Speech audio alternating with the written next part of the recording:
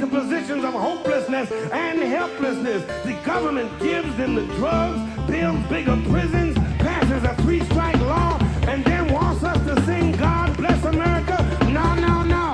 Not God Bless America. God damn America. That's in the Bible for killing innocent people. God damn America for treating us citizens as less than human. God damn America as long as she tries to act like she is God and she is supreme.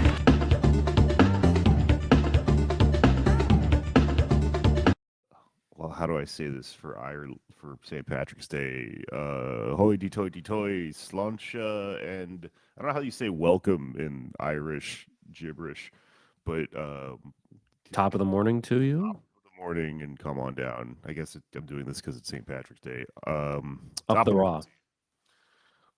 fuck up. I just watched Kneecap and they say weird Irish shit that I didn't really know was how they talk there. They say fuck up instead of fuck off. So fuck up, Anders. Is that short for shut the fuck up? Oh, maybe that would make sense. Interesting. I know they also do the peace sign is the bird over there. Our That's peace just something sign. somebody told you over there, maybe. Well, no, I remember hearing about an Irish person who moved to the U.S. and they were driving around and somebody cut them off and they gave them the peace sign as a middle finger, and then that person was like, "Oh, cool, yeah, peace. I like that attitude." Oh, I thought you were saying it was the other way around, that they give you the finger to say Oh, peace. like we peace on earth, yeah, like that. Because that's like something you would tell someone to fuck with them. Like, oh no, it means peace. Yeah, I'm doing it to you. You should do it to other people. And there's a scene in the Right.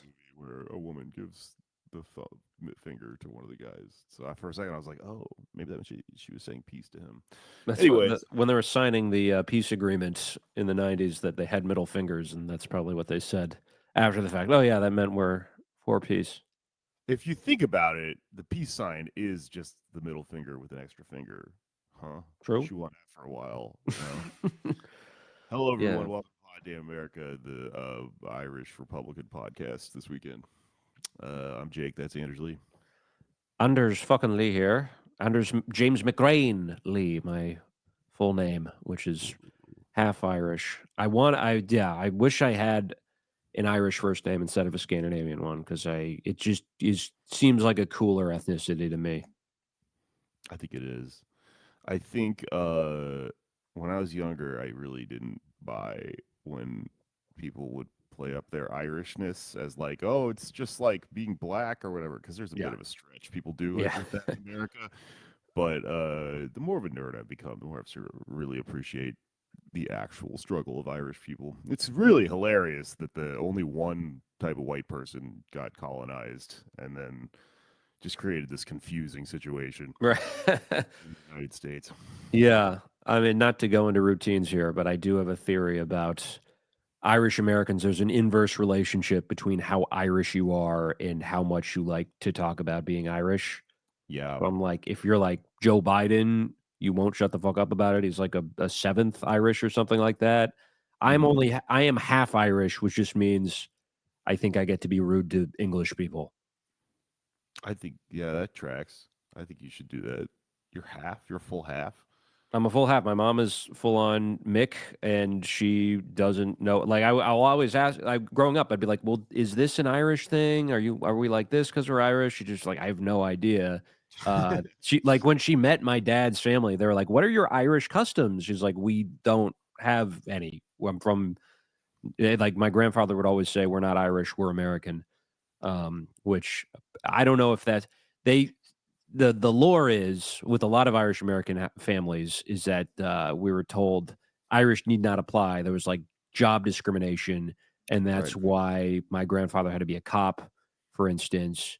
I don't know if that's actually true in like as late as the 1920s, 30s, 40s. I tend to think that's probably patronage is definitely a thing, and different ethnicities were pushed into different professions. But I don't know if he was like told to get lost, you Mick, in like 1930. Well, if I see him, I'll tell him it today. That way, that'll you can he can tell people that happened to him in 2025. That would be nice, right? I It's mean, nice. I have been the one time I've ever been discriminated against was for being Irish. It was, and this is the only place this could happen in the United States. Coney Island, uh, or actually Brighton Beach, was in a Russian restaurant with like Honora, like the place where Honora takes place. I Oh, was yeah, there with some friends who were like Slavic passing, and the waitress, and it was on St. Patrick's Day. This is 2011. I had a big red beard and a green shirt, and the waitress would not make eye contact with me. Didn't give me a menu. Didn't give me water. Just that's wanted me so gone. cool that is even able to happen still. It's Yeah, kind of like preserving a piece of history. it was a novelty. It was kind of fun. But yeah, I'm moderately annoying about being Irish and being 50%. It's like I don't have any tattoos or anything, but I do tell that story every chance I get. Yeah, no, you got to. I mean, it really, listen, we're all thinking it. You get to tell that story, right? Isn't that like when something like that happens, you're like, yes, finally, I can speak about my experience, my lived experience as an Irishman. Speaking of Irishmen, you know who's Irish, I think? Robert Kennedy Jr. Oh yeah, They're Irish, right? he's got it. Yes, They're like the most 1000%. people of all time. He's a motherfucker. He's a dissy or a mick, or I'm not sure what lingo I just took in. What means good and bad? He can fuck up, in my opinion, because what he's doing is fucking up my good time and a lot of other people's. Because he just decided to use the FDA to like raid and shut down every poppers producer in the United States, which apparently I God didn't know damn it! the double Scorpio, which is the good ones, were made in Texas. So I don't know how the fuck they were getting away with that down there for so long. Wow. Um, but I mean, just overnight, a lot of these brands like put, like statements out that said, yeah, everything's just been shut down overnight. And it sounds like, if I'm reading a little bit about it, sounds like he might have latched on to some of the rhetoric that we discussed when I read a book about poppers a while back, a couple years ago, I think at this point. Uh, that during the 80s and 90s there was a fucking association where people tried to argue that poppers caused AIDS and stuff like that, and that's the type of pseudoscience that our guy with the worm in his brain has possibly decided to resurrect or keep alive. I guess it was never dead. Yeah. But yeah, no, there's going to be like a whole like raid your local sex shop and Ah, pretend like it's toilet paper in 2020 or whatever. that sucks, man. This is like as a 33-year-old, this is like one of the only drugs I still do is poppers, Yeah, I and forgot it to do. and if they take it away, it's now going to be the only one that does not start with a K, which is a problem for me. Um, Interesting. K-pop. but yeah, Actually, um, wait, hold on. Has anyone ever said K-pop for doing poppers and ketamine at the same time? Because I just invented something that I guess we can't do anymore. But well, we'll do it in protest in front yeah, of the FDA office. we'll be just like Uh, me. yeah, see, there's so many better things he could be doing that need to be banned that he's not going. I mean, in theory, you would think he would go after McDonald's because he doesn't like McDonald's, but even though his blood is just pure Shamrock Shake, Yeah, from what I hear. but his boss loves McDonald's, so he has to like eat it sometimes and shit. Right. One of the funniest moments in the Trump 2024, 2025. I guess it was after the campaign, but still. Um, Well, but speaking of McDonald's, sorry to interject here, but I did yeah, this episode a while back on our Patreon about Baja Blast and like the fucking business deals that led to it. Uh, and someone commented on the Patreon because I was going through a bunch of different like weird fast food items and where they came from, and I was trying to figure out where the McRib came from. And apparently, the process that they used to create the like boneless rib, which is what a McRib is just a slab of meat like shaped and molded like a bone, ugh. is military technology that like What? yeah, that just it's a fucking imperial boomerang is what would cause the McRib to be part of our society. Is it came It's imperialism come home. They decided to use. They made that shit for soldiers to eat at one point by basically making scrapple. Is kind of I was reading about it, and it kind of seems like the process. Which if you're not from the East Coast, you might not know what scrapple is. In diners here, you can just get the cutting room floor of the butcher shop molded into like a loaf, basically, and you just eat it as one big meatloafy slab type thing. It's fucking horrible, but that's basically uh, what the McRib is. They took that idea and then used some sort of military technology to make it, and then McDonald's picked it up. Wow. Yeah, scrapple, or as I call it, Irish Thanksgiving, Mmm. folks. Fuck up. Um, yeah, he's the beef tallow thing. Do you know anything about that? That seems very weird. Like he would think he would be anti-fast food and trying to make it healthier, but he's just finding new ways to make it just worse for you. It's going to cause a new generation of chronic diseases we haven't even thought up yet. On Facebook, I saw an ad that Steak and Shake put out. I don't know why I'm like so fast food pilled right now, but they put an ad that was an AI generated image of a Steak and Shake in like this weird futurism Art Deco-y style with a bunch of fucking cyber trucks in the parking lot and a big sign that said made with beef tallow. And all the comments are just like, why is Steak and Shake so fascist? Like, why are you leaning in so hard to this? And somebody pointed out that they're saying that they fry their French fries in beef tallow, but they like pre-fry them in soy. So they're like both ends of the culture war. It goes into Okay. a Steak and Shake French fry, and apparently because it's double fried, they're not very good. That's all I Ah, know about beef tallow, though. I don't know what the actual pseudoscience explanation is. I just sort of saw that it became part of the conversation the other day and did not yeah. even look into it. It's gonna become like a Hardee's Carl Jr. thing. Like in some places, it's beef tallow that they're advertising. In other places, it's soy. Even though nobody's been excited about soy as a piece of cuisine since like 2004. Just people saying that it causes things. Even Yeah, though actual like if you're an actual beta male, I know this as one. We stopped drinking soy milk a long time ago and started doing like almond, oats, etc.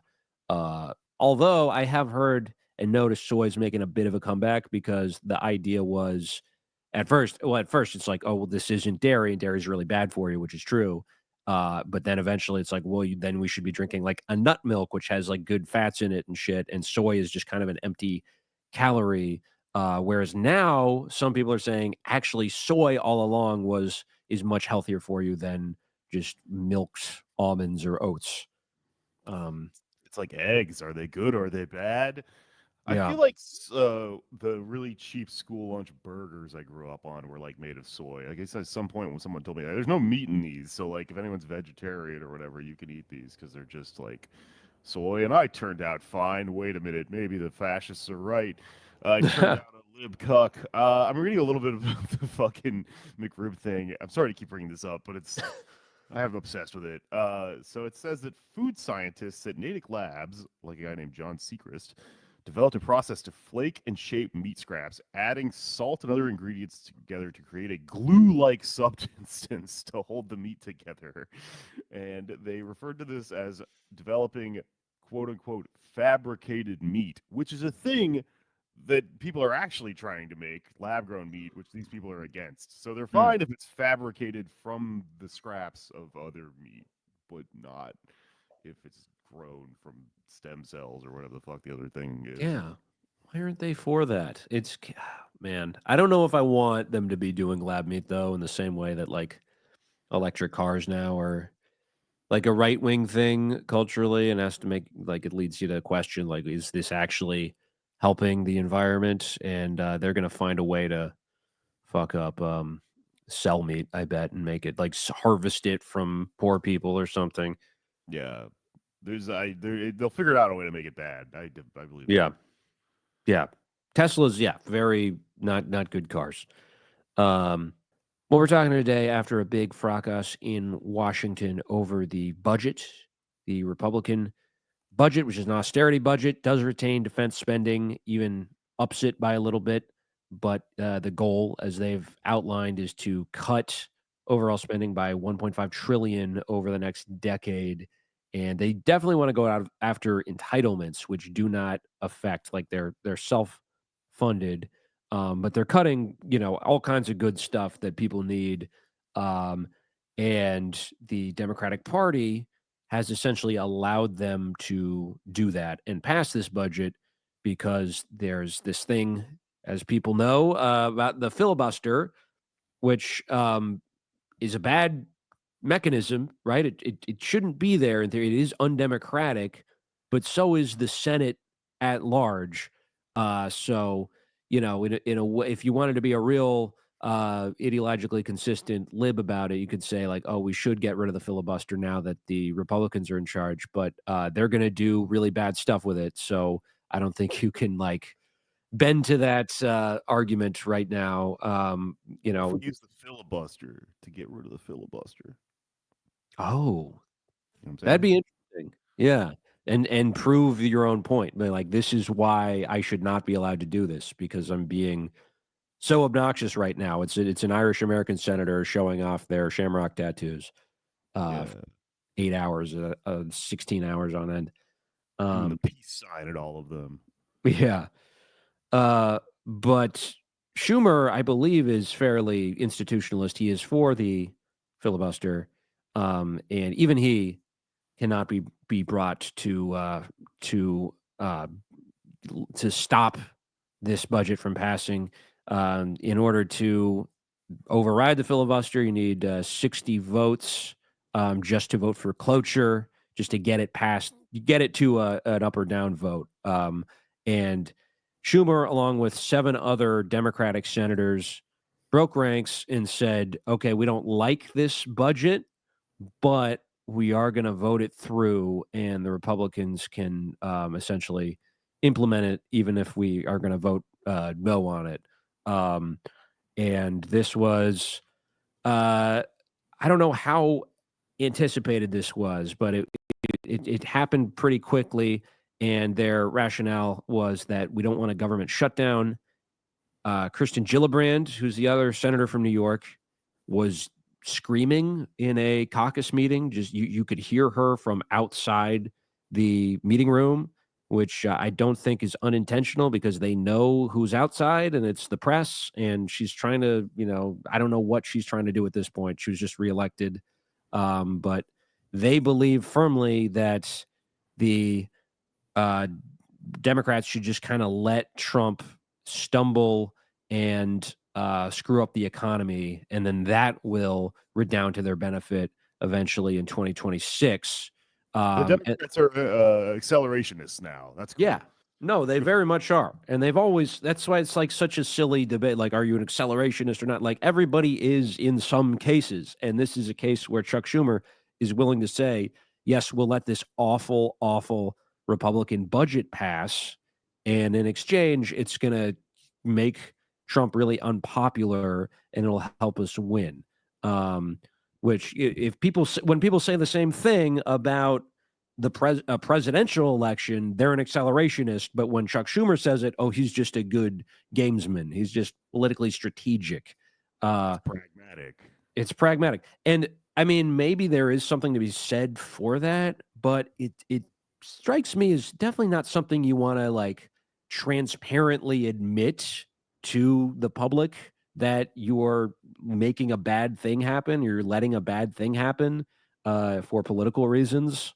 Like it seems like not a great PR strategy to just be that brazen about it. Which they've said this in interviews. They're straight up like, yeah, we're gonna let Trump fall on his face, and real people are gonna be hurt because of that. Real people would also be hurt with a government shutdown, but a lot of those people, for federal workers, their union was saying, let's, given these options, let's do the shutdown and we can at least have some leverage. We can negotiate because the budget obviously funds the federal government. So it's not like any other bill, like it needs to pass or the federal government doesn't function. and there's a shutdown, and that's happened under different presidents. It happened under Obama, under Clinton, under Trump. It's not totally out of the ordinary, and it's a situation where you try to get a better deal, you try to get a better budget, and they have refused to do that. The core leadership. However, the caucus as a whole, especially in the House, they are really upset with Schumer.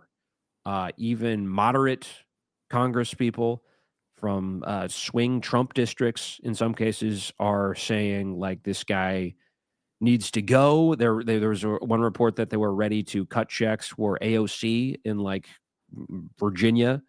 So tensions are heightening.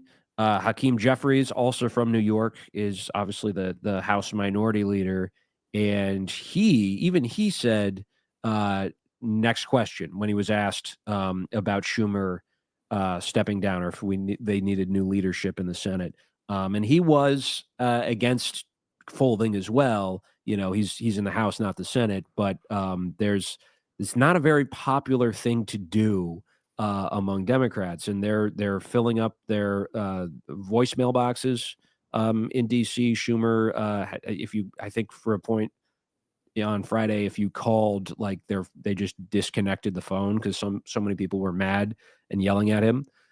But I did a little digging. I know that move. Yeah.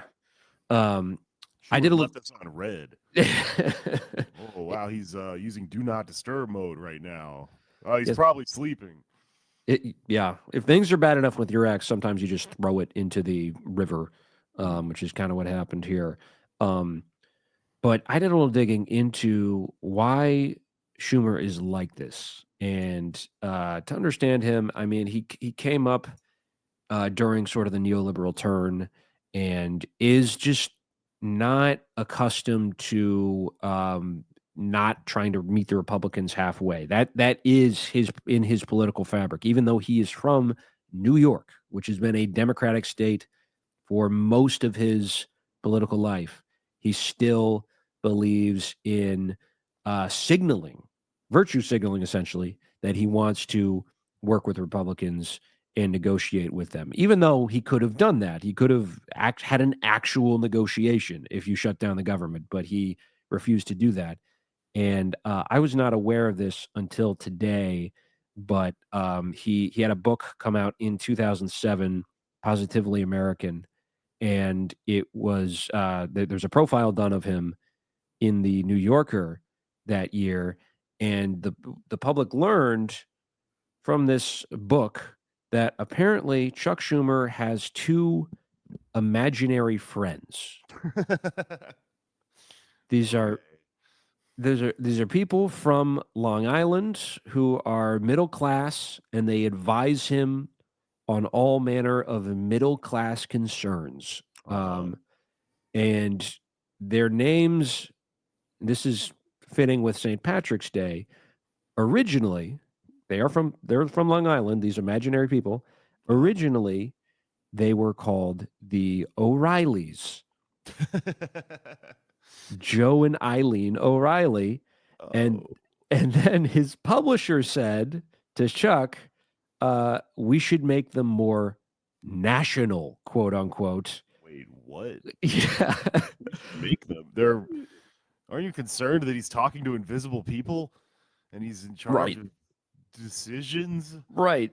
That should be the primary, alarm, is that that should be the thing you're worried about, is like, let's put the book on hold. Let's just get this guy some help. But instead they're focused on the ethnicity of the imaginary friends, and they want Schumer's imaginary friends to be, I'm hesitant to say whiter, because Irish, we are very white in a very literal sense, and by this point, really all other ways. But there is certainly a coastal connotation, East Coast connotation with being Irish American, and he wanted to be more relatable in this book that he's writing called Positively American. I don't know who in Ohio at that point is ready to pick up a Chuck Schumer book. Some swing voter in Ohio really wants to read about how patriotic the senator from New York is. I mean, you gotta ask yourself the question, like, who the fuck cares whether Chuck Schumer's hallucination is a specific type of ethnic white? But the answer is the same person that is going to read that book, which is only like a 1 in a million person. Who the fuck is going to read a Chuck Schumer book? Right. That kind of makes sense. You know, honestly, sometimes you got to head into these like neoliberal focus group people because this is maybe a master stroke to be like, Chuck, we need to focus group your brain cancer hallucination thing. Well, yeah, but it's other neoliberal focus group. What's that? Give him a skateboard, make him into Poochie, you know? Yeah. Poochie O'Reilly, Nay O'Reilly, now Bailey, Poochie Bailey. Yeah, I mean, it's those neoliberal focus group people who are reading this book in the first place. That's like basically it. Yeah. Yeah. But a little bit about the now Baileys as of 2007. They live in Massapequa. Wait, they changed from O'Reilly to Bailey? They changed to Bailey, which I feel like is probably a nod to It's a Wonderful Life, if I had to guess. That's also a lateral move, in my opinion, but okay. Yeah, it's not I don't know. No offense to Bailey's out there. It's not my favorite name. It's also a dog. It's a dog's name. Well, everyone likes dogs. It's Poochie. Okay, you know what? I figured They are Poochie. But the Baileys, they're both 45. Joe works at an insurance company. Eileen's a part-time employee at a doctor's office. They worry about terrorism, about values, and they are patriotic. As Schumer says, Joe takes his cap off and sings along with the national anthem before the occasional Islanders game. They are not ideologues. By the way, my alter ego plays for the Islanders now, Anders Lee. So maybe he can be the new imaginary friend. I think that would probably be a little more constructive. But yeah, take him out of my psyche and put him in Schumer's, please. That'd be cool. Maybe we could be his imaginary friends. We should be. And that's kind of my point with all this. Is like, yeah, there are people like this, but at this point, I don't know that they're the median American voter.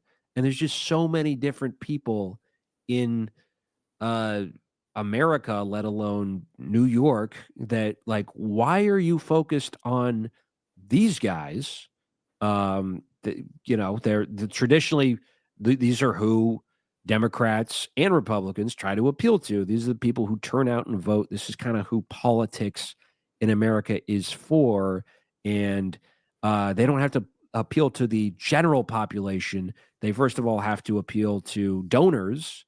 And this is why Chuck Schumer, this is something I've known for a little bit. He will go to high school and middle school graduations constantly. He loves going to them. He goes to a lot of stuff. He goes to many events. There have been like progressive left of center fundraisers and things, events where he's shown up and the people have been like kind of like they almost want to ask him to leave because it's like we're not really on the same wavelength. But he just goes to stuff. And when you do that, then people just feel the need to be nice to you. But the graduation thing I always thought was weird. And then I was talking to somebody about it today. And apparently it is really only affluent high schools and middle schools. Oh, because the parents. He's not like, you're the man now, dog. Like no. School.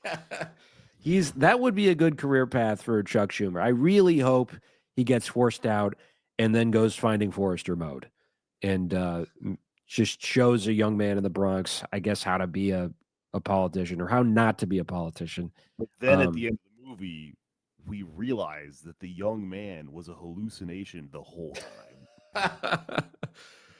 Maybe, yeah. Is there a theory on Finding Forrester like that? I could see that. I could see it going either way, honestly. They're both hallucinations. That's the end of the movie. They are literally both not real people. Yeah. So something to that. But he goes to these affluent schools because the parents, he wants their money. He wants them to cut him checks. He's a good fundraiser. And that's who is important in his world is, his daughter works for Facebook. That set is who he wants to have on his side. As he says about the Baileys, though, who probably aren't donating to Chuck Schumer, but there's just two kinds of people in his world. There's the people he needs to raise money from, and then there's the people he has to get votes from, and they are not the broad mass of poor and working class people in a place like New York City or even Long Island. People are dealing with all kinds of struggles. But the Baileys, they're worried about property taxes. They're not ideologues. They hate that property tax, and that's what Democrats don't get. And it's true. There are a lot of suburban homeowners who do not like property taxes. That is not everybody in America. I don't even know if a majority of Americans own homes. Where is the same thought and politicking and sort of trying to game it out for renters as a constituency? Um, and yeah, he says of the Baileys, sometimes they dine out, but not very often because of the cost. And this interview is being conducted in a Chinese restaurant on Capitol Hill called Hunan Dynasty. And the reporter asks him, "What would the Baileys eat if they were here at Hunan Dynasty?" And Schumer says, "The more conventional stuff, but they're with it." And he's pressed on, "What does that mean? They're with it. What does that mean?" And he says, "Well, I mean, they're not with it with it. They're not with it, though." And he says he points to his plate, which has chicken and vegetables, and he says, "They wouldn't order that. They would order Kung Pao chicken." And to to the reporter's credit, they say to Schumer, "This is a little weird." And these are not real people. And Schumer does say, "Okay, that's true. They are not real in essence. However, they're real for me. I love the Baileys." Okay. He just has these people in his head, which is interesting. He is not from Long Island. He is not Irish, and he's not Goy, which I assume the Baileys are. They're just like um, ethnically nondescript Christians, Protestants. But that's who he is spending his time thinking about. They're kind of like a fantasy. They're fantasy people. That's the fantasy he chooses. I think it's very telling. This is the part in Game of Thrones when Jaime Lannister was forced to storm the castle and I think cut off the Mad King's head is the type of situation this is. You can't have somebody in charge of everything talking to invisible people like this. Or there's I don't want to spoil it, this million-year-old novel, but I just read Brothers Karamazov, and there's a guy who's like talking to the devil like this for half of the book. Wow. He also shouldn't be House Majority Leader, I don't think. Damn. This is very disturbing knowledge. I know I keep joking that it's like a brain tumor hallucination, but it's kind of worse if it's not, because the idea that this person just like freely gives us this information as if this is like normal and like will come off well in a profile about him just shows how like alien he is to us and we are to him. What a different world this person is from. This is Yeah. not okay. If I ever start telling you about my two consultants that are, only I can see them, just shut me out of the Patreon and take all the money, man. Yeah. But yeah, I have this couple who listens to the show in my imagination, and they both don't think we are cucked enough on AOC. They want us to have AOC tattoos. I keep talking about tattoos today, but an Irish AOC, Irish people for AOC is what they want us to rebrand the podcast as. They love her so much. She's Irish. It's Ocasio with an apostrophe. Yeah, that is who has been causing a bit of like a lot of the there's a lot of backlash. A lot of it is led by her, and there is speculation. But to be fair, it's not just her, right? She's doing this at a time when the moderates are mad at Schumer for folding as well. So it's a convenient time politically to sort of go against the establishment.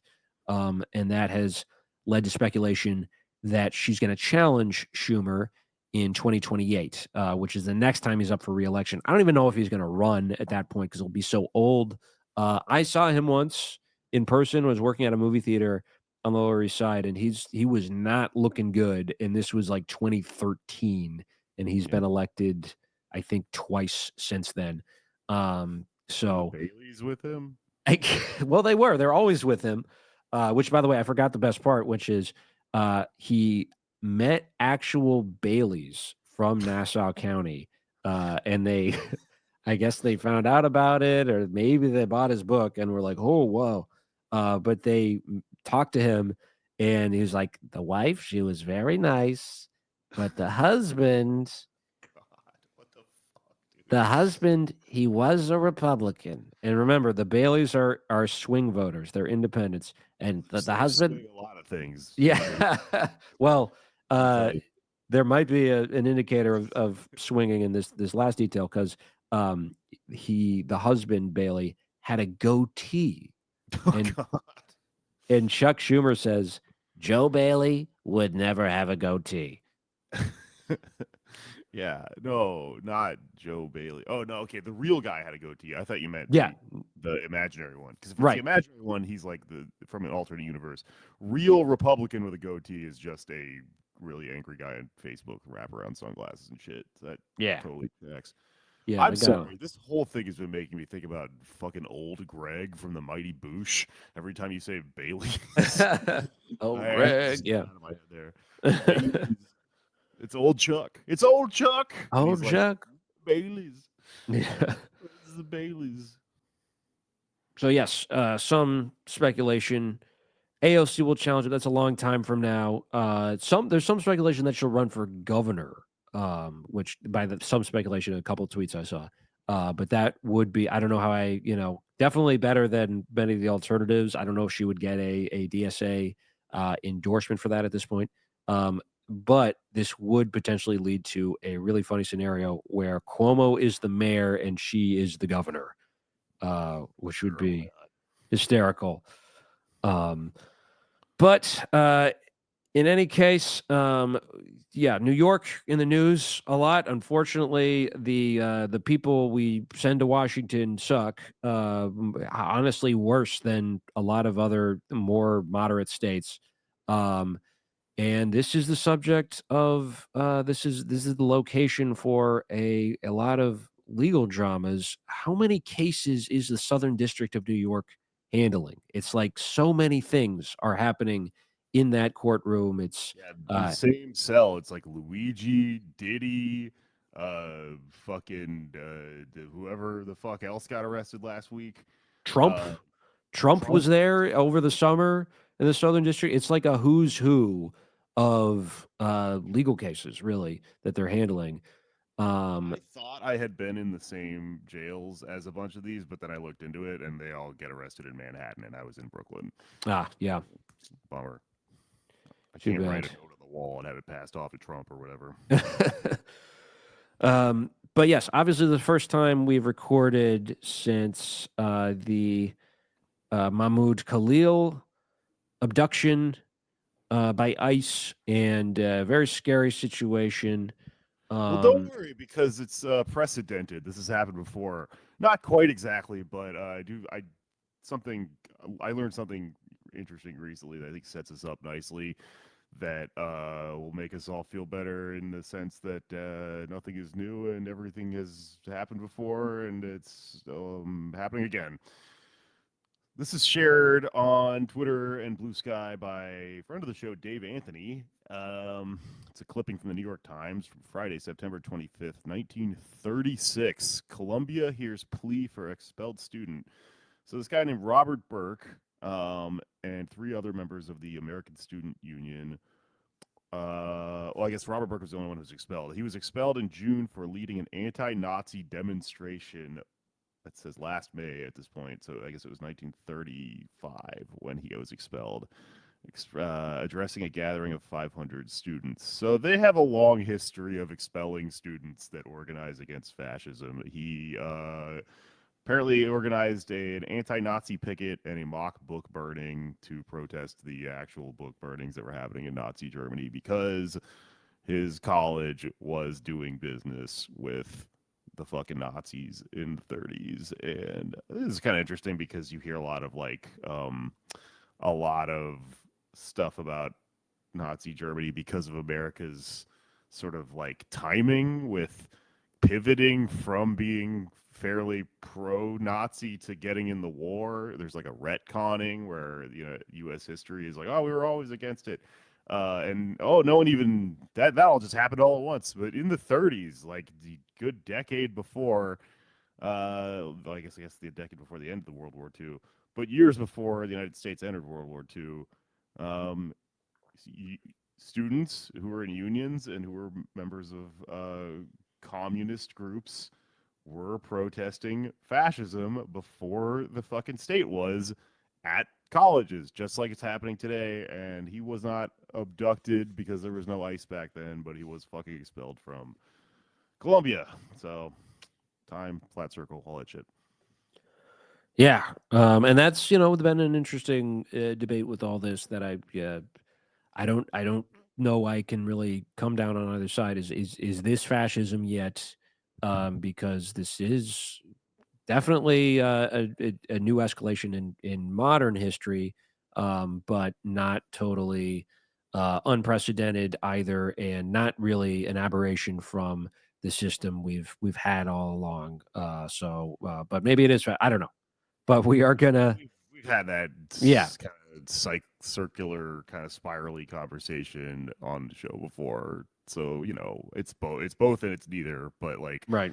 United States also existed before fascism. So like, what does it matter? It's like the shit that fascism sort of took from us is also bad and was not technically called that, but it's all bad, whatever you want to call it. Yep. It is bad, and we do thankfully have someone to lay out the case a little bit and inform people on what to expect, what our rights are as people in America trying to resist the imperial state and resist Israeli apartheid here. Now that we have a really authoritarian leader here in charge, administration that is just straight up taking people in the middle of the night. So, without further ado, let's go to our interview with attorney at law Keegan Stephan.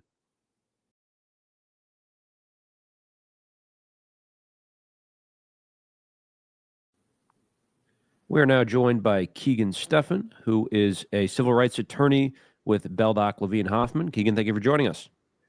Yeah, my pleasure.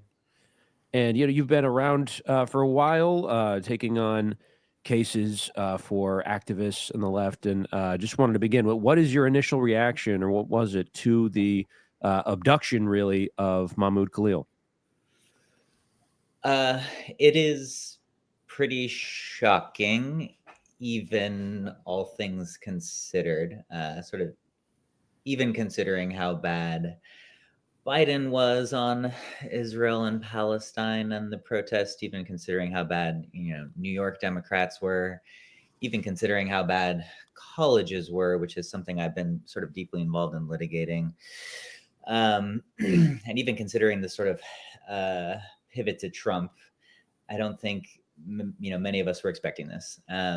I work with a team of civil rights lawyers at Beldock Levine Hoffman who are deeply involved in representing folks who are facing negative repercussions because of their pro-Palestine activism. And this was not something we saw coming. This sort of threw all of us into a panic. It is a sort of wild escalation. When someone is a permanent resident, you definitely think that they're secure, at least from deportation. False arrest, things like that are another matter. But this was not really on anybody's radar. We could all expect the worst, and I think the way that Trump likes to wield power, it's not shocking that he would do something completely outside the realm of possibility. But this is very concerning. We're all mobilizing very quickly together to try to figure out how to combat it or couch it. When I first saw the headlines about Rubio saying that he would be revoking visas, I accidentally interpreted it as passports and wasn't as sort of devastated as I should have been, because that didn't seem, beyond the scope of something that Trump and Rubio might try to do. And this is sort of a step in that direction. It's not just visas, it's permanent residence, and it should concern everybody about how far they might go. It should concern you that they could start revoking your passport even if you're born here, as we know they want to revoke birthright citizenship.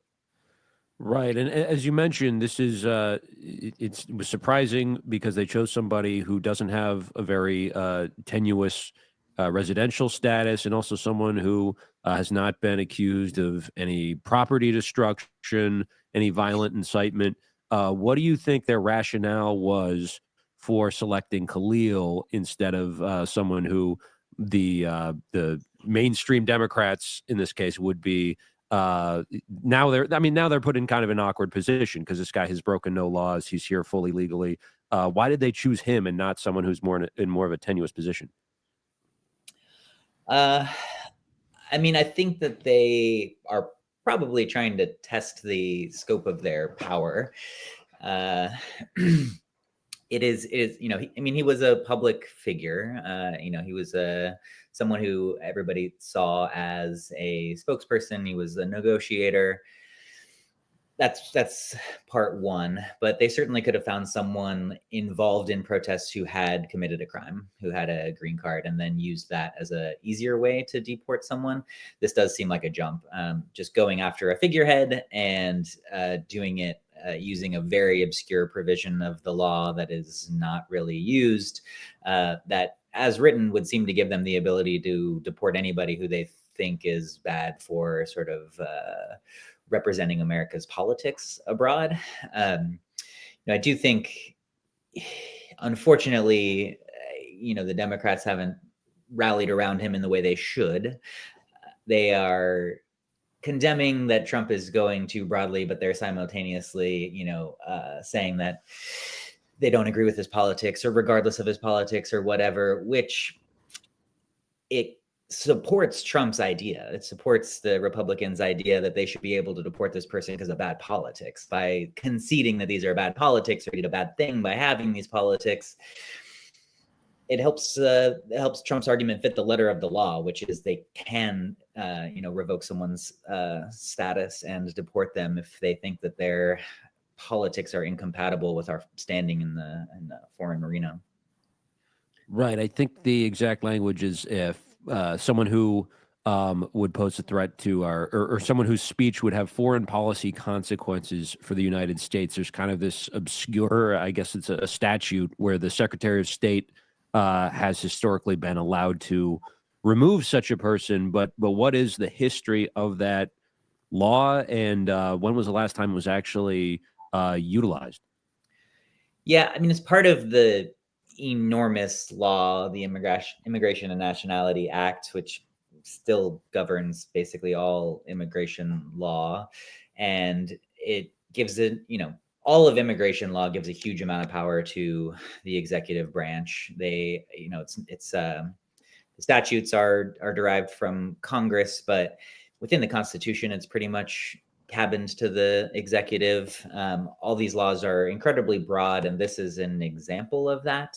There is, this section of the INA is a kind of catch-all provision allowing the Secretary of State to, the exact language, deport someone who's they have a reasonable ground to believe would potentially have a potentially serious adverse foreign policy consequence. So just a person's presence could have an adverse foreign policy effect, and they're allowed to revoke their citizenship and deport them. That's wildly broad. I'm not aware of the last time this was used. I'm not aware if it's ever been used.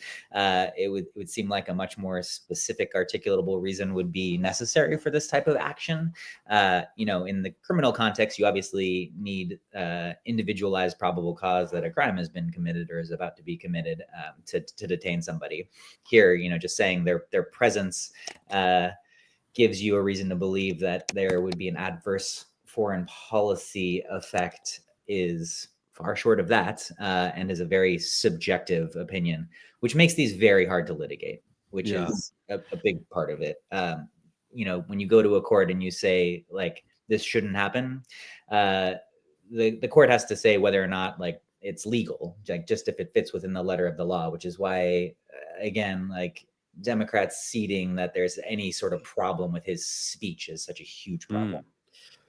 So Well, that, would even the argument be that like Hamas did something because of a student on Columbia campus? Like that's like an insane connection to draw, right?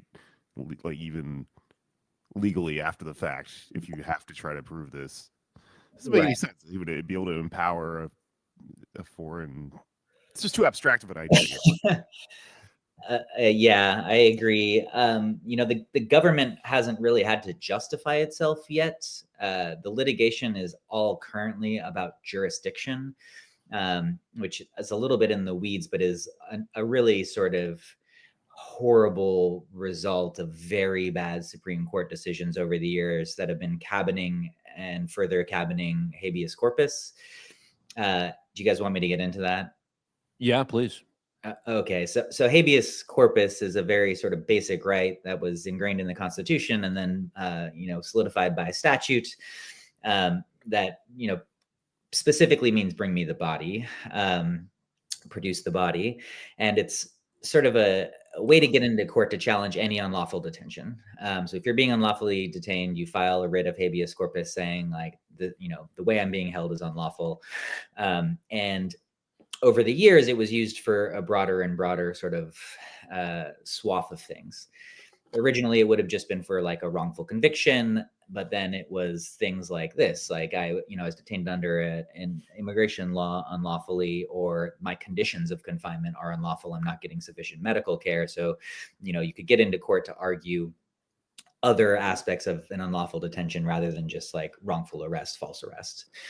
But the Supreme Court, as part of the giant movement around originalism and interpreting everything as people did when the Constitution was written, have cabined it and said no, it's just for one purpose. It's only if you're being unlawfully detained. And so they've said that it doesn't apply in immigration contexts. They've said that it doesn't apply to conditions of confinement. They've just cabined it and cabined it and cabined it, which makes it very hard to litigate a lot of claims that it seems like there should be an avenue to litigate claims for. And additionally, there is this relic of an old way of thinking about the law that says you can only bring a habeas corpus, a petition for habeas corpus, where you are located. And then if you're transferred, then the jurisdiction of the court is immediately gone. So the justification behind that is you would file a writ of habeas corpus against the warden of the facility. Mm-hmm. The warden of the facility has to be the person who is ordered to produce you. And so the only court with jurisdiction over that warden is the court that has jurisdiction over the location that the warden is sitting in. A judge in New York doesn't have jurisdiction to tell a warden in Louisiana to do anything. So the Supreme Court has like really harped on this, saying, you can't, even if the person is like sort of in the jail in the Southern District of New York at the moment they're detained, as soon as they're transferred, the jurisdiction of that court vanishes, which enables the government to just keep moving somebody out of the jurisdiction of the court. It's a horrible law, and that's being utilized by the government here. They, he was detained in Manhattan, the Southern District of New York. So the lawyers who, didn't know anything because the federal government's moves here were a black box, filed in the Southern District of New York. It made perfect sense. That's where they thought he would be. There's plenty of federal immigration detention facilities here. But then now we know that he was very quickly taken to Louisiana. And we also know through their court filings that at the time the petition for a writ of habeas corpus was filed, they'd already moved him to New Jersey on his sort of route to Louisiana. So right now the fight is like sort of not even to stay in New York, although the lawyers are making very great arguments saying that, he should have to be brought back to the Southern District of New York because, that was the knowledge that was had at the time and it was filed, and they shouldn't have to, chase people around filing new petitions, which is, should be correct. Everyone should believe that that's correct. Unfortunately, this US Supreme Court probably wouldn't agree with that. But a second order fight is like, if it is going to get moved out of the Southern District of New York, where it's before a very smart, reasonable judge, then it should go to the District of New Jersey, where he was at the time of the filing, and not to Louisiana. So that's the weeds of habeas corpus and why it's making it so hard to litigate this. And again, that's why we don't even know the merits of the government's argument yet. Like there are like 66 filings in this case, and they're just arguing about jurisdiction. They're just arguing about whether the court can even look at the justifications that the government is providing or will provide, but they haven't provided those because they haven't had to defend themselves on the merits. So we don't know like what they're saying are the serious adverse foreign policy consequences of Mr. Khalil's presence in the United States. Well, this is completely irrelevant, but there's a post-hardcore band called Show Me the Body, and I just realized what I called it. Yeah, Oh, that's so if you learned anything today, it's that. Yeah, that's an anglicization of habeas corpus for sure. interesting. Well, yeah, I mean, it doesn't seem like a coincidence that he's being sent to Louisiana. I don't think that's like an ICE facility capacity reason. It seems very political, obviously. And what are some of the differences in what that case is going to look like in a Louisiana courtroom versus the Southern District of New York? I have no idea why they would have moved him there specifically. Mardi Gras. But they're sort of, The defendant must wear beads.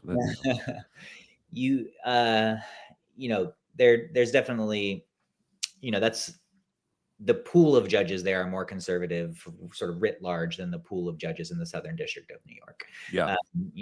This is a case that's going to be handled by a district judge. The process for nominating and confirming district judges still involves the blue slip process, where the local senators can basically veto a nomination. They don't use it to only get, Democratic or Republican nominees, but they use it to sort of curtail how radically Democratic or Republican a judge might be. So, all the judges in the Southern District, New York, are within the realm of acceptable to a Cuck Schumer type, right? In Louisiana, very different. There are some very hard right conservative judges, and everybody who's been appointed has been acceptable to Republican senators. So whoever the government gets there is probably a little more likely to be pro-government, deporting somebody like Mr. Khalil than who you might get in the Southern District of New York. Yeah, and you mentioned Cuck Schumer, who referenced a little bit earlier too. He's been someone who's been like, well, I don't know about this, but I don't like the things he's been saying. What is that? Is that going to show up in the case? The fact that you have prominent Democrats being like, I'm not sure, rather than just being steadfast in their defense of this man's rights. Yeah, it could absolutely show up in the case. It's a really irresponsible thing for any politician who doesn't think that Mr. Khalil should have his citizenship revoked and be deported to say. It is not unusual for the statements of politicians to be cited in court cases about whether a decision is justified. It's sort of like looking at the legislative history of a statute. You can read the statute, but then you can read people's commentary on it and say, okay, this suggests that this is what they meant by the sentence. We have a statute here that is wildly overbroad, and lawyers have and will attack it for being just unconstitutional on its face, that it's too broad. It gives the government too much power. But most judges are very reticent to take that extreme of a stance, to strike down a law writ large. They are much more likely to say it doesn't apply in this case. To say it doesn't apply in this case, you got to make the argument that his presence doesn't have potentially serious adverse foreign policy consequences. And so you need people lined up behind that to say this person's presence doesn't do that. This person's speech doesn't do that. This person is an anti-war activist. This person is an anti-genocide activist. And that is, a position we need, a position that raises our standing in the international community. And then we have people like Chuck Schumer saying, well, like, I don't, agree with his speech, but he shouldn't be deported. Like, that is a contradiction when we are looking at this statute. If you think his speech is inflammatory, then you're saying that this statute might make him deportable. It's a awful, horrible, irresponsible thing for anybody with any power to be saying, because again, a judge could look at it, look at the government's arguments, and the government's going to be saying, the fact that he said these things, the fact that he supports Palestine, causes a problem with our standing in the foreign affairs community. It makes people think we're pro-Hamas or something like that. And the representatives from Mr. Khalil are going to say that's nonsense. How could anybody possibly say that? And then the government's going to say, look, even the Democrats agree with us on this. So like, obviously what he said is a problem for us. And the judge is going to be like, oh yeah, I mean, Chuck Schumer, this like very important Democratic senator, agrees that his speech is problematic. So like, how could I say that it doesn't fit this exception? It's a huge, huge problem. It's irresponsible and devastating. Yeah. And you've been practicing law throughout the Trump era, his first term, and then Biden, and now his second term. How has the judiciary as a whole changed? Is like, how many judges has he been able to stack in there? And then are there other judges who are just kind of trying to appease MAGA-ism, if you will? What's it like practicing law now under the Trump administration?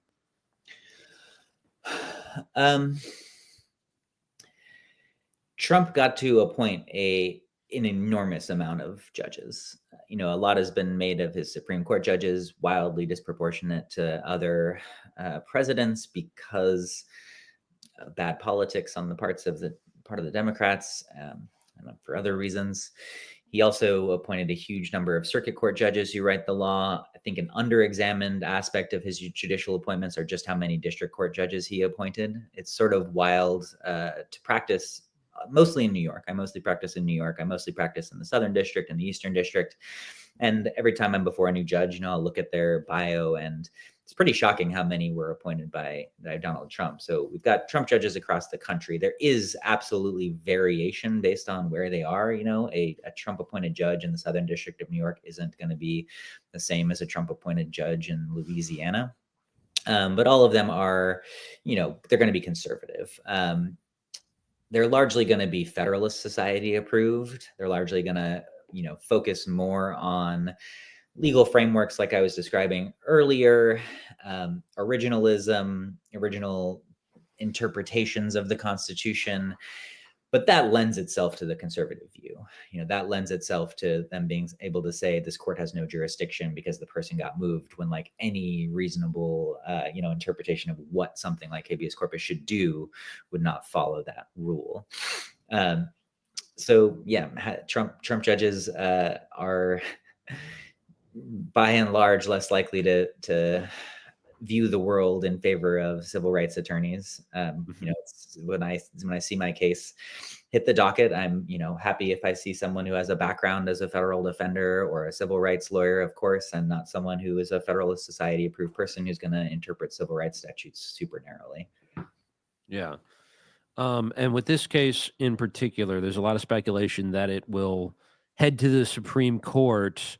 Do you think that will happen? And what is, I guess, the worst case scenario? I would not be surprised if it happens multiple times. So like I said, right now, there is a debate about jurisdiction. And in reviewing the docket, I'm a little surprised that Judge Furman is gathering as much information as he is.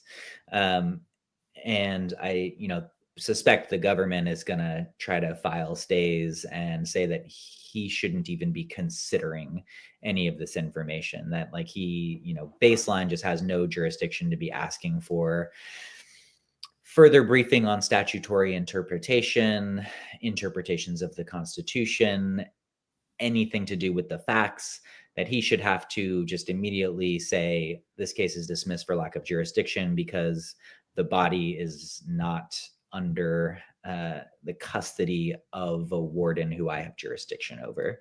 So that could go up right away. That itself would be a very devastating ruling. It would be a very sort of clear stamp that you cannot bring you cannot maintain a habeas case in a court when the person has been moved to another jurisdiction. That big of a stamp in this high profile of a case would be a green light for the Trump administration to just start detaining people unlawfully and then moving them to another jurisdiction as soon as someone takes them to court over it. That just this first order thing could have very big ramifications. Then there's the merits of the case, and the merits of the case are, under these facts, can the Secretary of State have reasonable ground to believe that someone's presence or activities have potentially serious adverse foreign policy consequences? Like, those are all such wildly broad terms that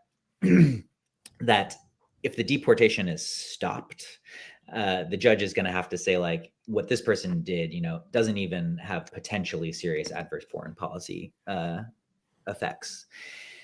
The government is going to say, how dare a court step into our lane here and prevent us from making decisions that have huge foreign policy ramifications. And this Supreme Court has given huge deference to the executive branch to sort of go wild in the area of foreign affairs.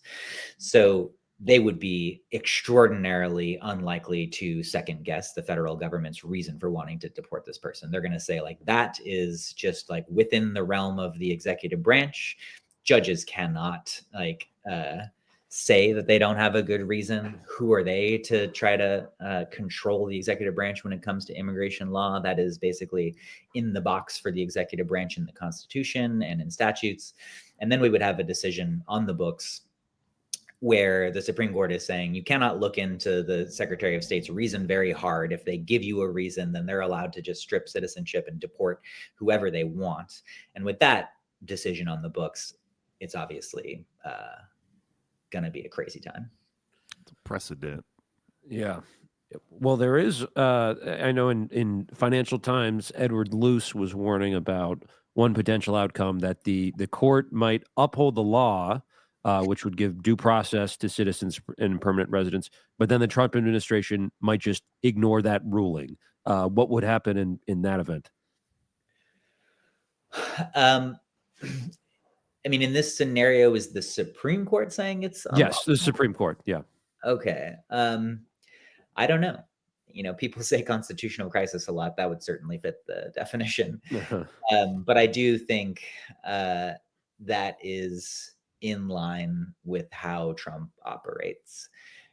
I think we, like, Democrats and liberals and even progressives, are like mostly screaming about like process issues, that Right. Trump is violating process, and that is egregious and that's devastating. And trying to get people upset about that or suggest that process should be something that reins this person in, that's never going to happen. He doesn't care. It is very clear that he doesn't care. Anyone who thinks that he cares is delusional. This would be him doing it in a very big way, being like, the Supreme Court said I can't deport this person. I don't care. I'm going to do it anyway. But that wouldn't shock me. I don't think it would shock a lot of reasonable thinking people. And so we need some alternative to harping on their hypocrisy, their violations of norms. Like, they don't care if they're being hypocrites. They don't care if they're breaking the law. They care about their ideology. So we need to be having an ideological fight about this. This is wrong because Mr. Khalil deserves to be here. There was no problem with his speech, and nobody should be treated like this. Yeah. Well, I one reason I wanted to have you on is our listeners are hopefully in many cases out there in the streets demonstrating on behalf of Palestine. But what are the things we should potentially be, I don't want to say worried about, but at least cognizant of in the coming years? What does this case portend for the safety of people engaged in the pro-Palestine movement? I think that the government's efforts to marginalize people who are pro-Palestine are going to be ramped up and are already being ramped up at an incredible rate. So they are looking into people, obviously, who are pro-Palestine. They are trying to revoke visas. They are now trying to revoke permanent citizenships.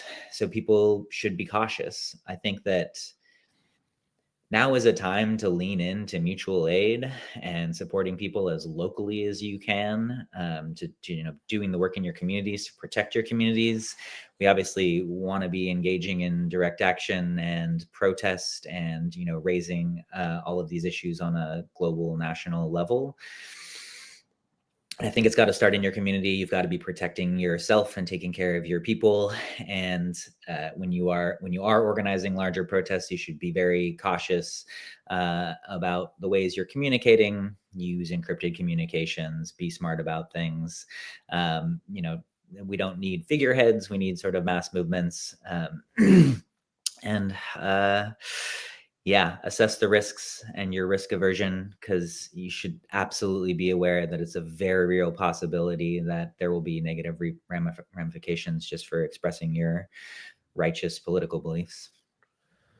And then lastly, I know about 10 years ago, you helped bring attention to an officer here in New York by the name of Andrew Lombardo, who was a vehemently anti-protest cop.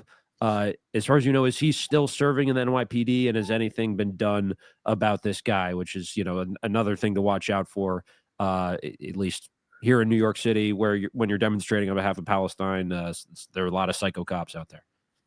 Yeah, I believe that Lombardo retired. Okay. To my knowledge, he had absolutely no sort of negative repercussions for everything that came to light about him. He is certainly an interesting case study. He was also, a member of the military who was present in Afghanistan, witnessed some of the horrors over there, and then came back here and was policing protests. According to many, many witnesses and people who knew him firsthand, he was vehemently anti-protest, just thought that protests writ large were basically criminal and that everybody should shut up and stop protesting. And he was very high up in the NYPD. I think it is safe to assume, based on all of the facts and evidence we have, that the NYPD's position is very anti-protest, particularly if the protests have any criticism of law enforcement or are viewed as democratic or left or progressive. And they have certainly been particularly ruthless with Black Lives Matter protests, police reform protests, and now pro-Palestine protests. That's like horrible, but that's also really funny in a specific just way of cops being weird, twisted, demented people. Can you tell me a little bit about this guy, like his specific agenda against protests? Has he done anything particularly egregious? I don't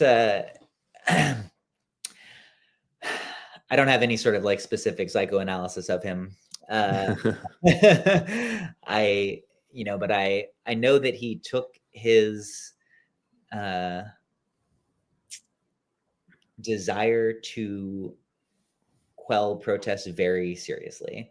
I was organizing back then. I was a demonstrator and doing some journalism, and I would go to protests and he would call me out by name. It was a very sort of individualized psychological tool he was using. And if you read Adam Johnson and my reporting on that, he did that to many, many protesters. He would identify them by name. Now, he was not just out in the streets trying to do crowd control. He was going home at night and reading up on protesters' files and looking on social media. He once I